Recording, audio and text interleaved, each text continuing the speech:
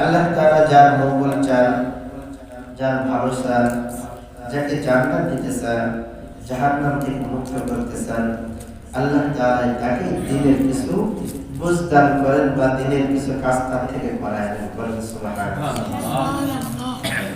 এজন্য আল্লাহ তাআলা আমাদের এলাকার ভিতরে অনেক মানুষ তার ভিতর থেকে বাছাই করে করে করে আমাদেরকে এক্সাইট করেছে।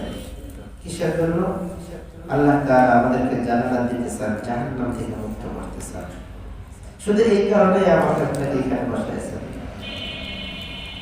আল্লাহ তাআলা আমাকে ভালোবাসেন, মহব্বত করেন, সব থেকে দামি মানুষ হিসেবে আমাদেরকে সৃষ্টি করেছেন। পৃথিবীর ভিতরে আমাদের মতো মানুষের মধ্যে এমন দামি আর কিছু নাই, এবং শ্রেষ্ঠত্ব দান করেছেন আল্লাহ তাআলা। ওয়ালাকাদ কাররামনা বনি আদম। আল্লাহ তাআলা বলেন, আমি গোটা জমিনকে সৃষ্টি করলাম। এই জমিন সৃষ্টি করার পর আমি শুধু মানুষকে বনি আদমকে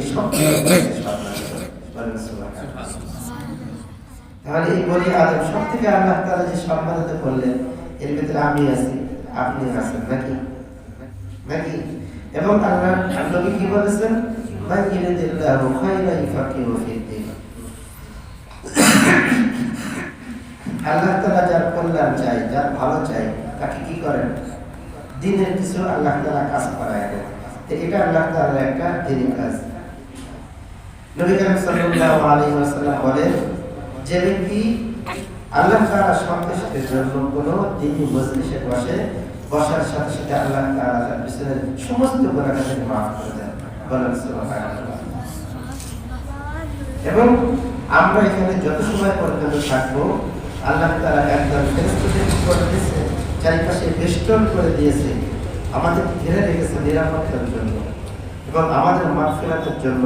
আল্লাহ তাআলার কাছে বারবার তারা ইস্তিগফার করছে যে আল্লাহ, যারা এখানে বসেছে, যারা দ্বীনের কথা শুনতেছে, যারা দ্বীনি ইলম শিক্ষার জন্য এখানে বসেছে, তোমার জিকির করতেছে, আল্লাহ তুমি তাদেরকে মাফ করে দাও। আল্লাহ তাআলা এই গোটা জমিনে নবী রাসূল কেন পাঠাইলেন, আমাদেরকে কেন পাঠাইলেন? একটা প্রশ্ন থাকতে পারে কিনা? আল্লাহ তাআলা বলেন, গোটা জমিনে আমি তোমাদেরকে পাঠিয়েছি শুধু পরীক্ষা স্বরূপ। কি স্বরূপ? পরীক্ষার জন্য। وَلَنَبْلُوَنَّكُمْ بِشَيْءٍ مِّنَ الْخَوْفِ وَالْجُوعِ وَنَقْصٍ مِّنَ الْأَمْوَالِ وَالْأَنفُسِ